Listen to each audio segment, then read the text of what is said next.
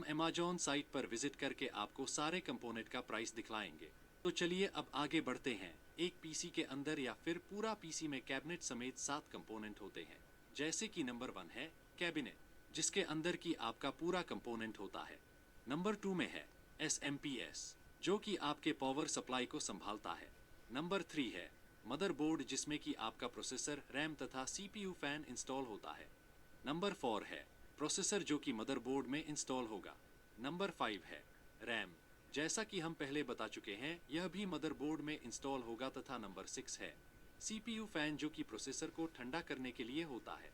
यह भी मदरबोर्ड में ही इंस्टॉल होता है। प्रोसेसर के ठीक ऊपर इसे लगाया जाता है। नंबर 7 है हार्ड डिस्क, जिसमें कि आपका सारा डेटा इंस्टॉल होता है।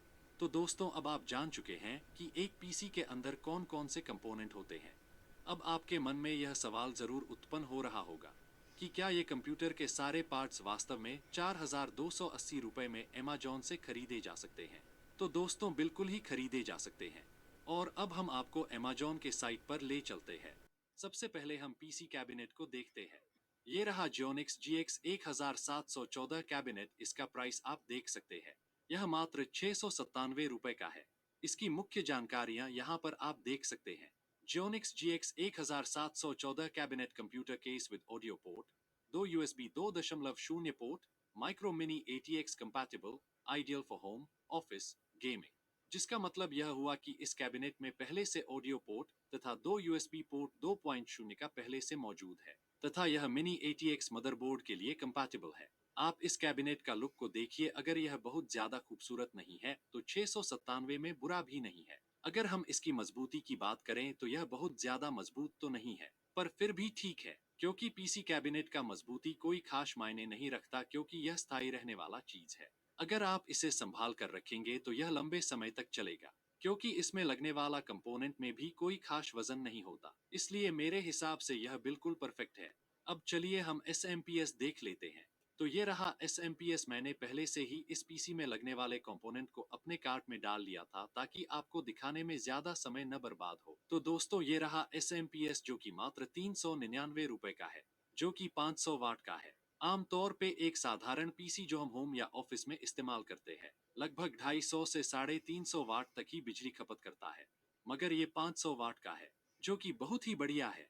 अगर आप भविष्य में ग्राफिक्स कार्ड या फिर एक्स्ट्रा फैन लगाना चाहें तो आसानी से लगा सकते हैं, कोई परेशानी नहीं आने वाली है। अब चलिए हम मदरबोर्ड को देख लेते हैं। तो दोस्तों, ये रहा मदरबोर्ड का कॉम्बो किट, जो कि मदरबोर्ड का लगभग पूरा कंपोनेंट इसमें शामिल है। यह जिब्रोनिक्स का H61 मदरबोर्ड है, जिसमें कि 1155 सॉकेट का इस्तेमाल किया गया है। यह मदरबोर्ड सेकंड और थर्ड दोनों ही जनरेशन का प्रोसेसर को सपोर्ट करता है। इसमें अगर आप चाहें तो थर्ड जनरेशन का i5 प्रोसेसर भी लगा सकते हैं, जैसे कि 3470 या 3570। हालांकि यह थर्ड जनरेशन का i7 प्रोसेसर को भी सपोर्ट करता है, जैसे कि i7 3770 इत्यादि प्रोसेसर लगा सकते हैं। वैसे अगर हम इस कॉम्बो की बात करें तो इसमें सेकेंड जनरेशन का i3 2120 दिया गया है, जो होम और ऑफिस के लिए बिल्कुल परफेक्ट है।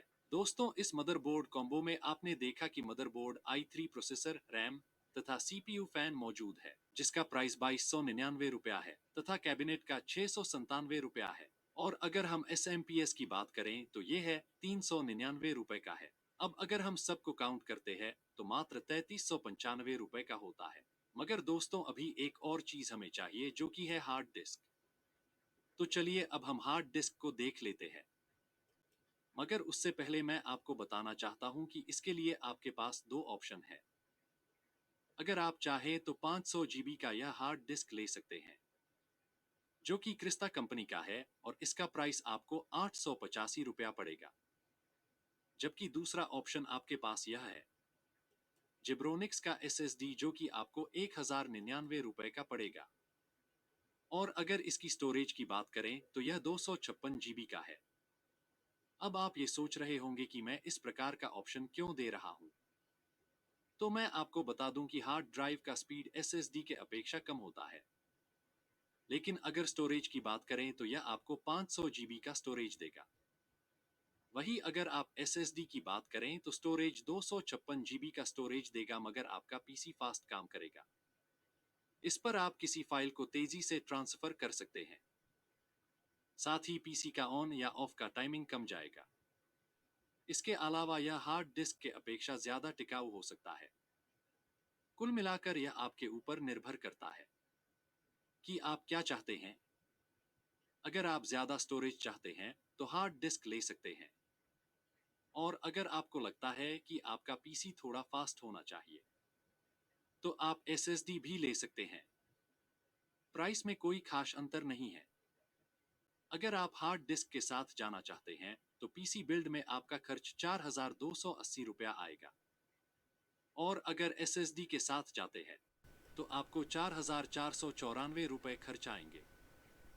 दोस्तों, मैं एक बात और आपको बताना चाहता हूँ कि अगर हो सके तो इन सारे चीज़ों की खरीदारी ऑफलाइन ही करें, क्योंकि ऑफलाइन में इन चीज़ों का प्राइस आपको और कम हो सकता है।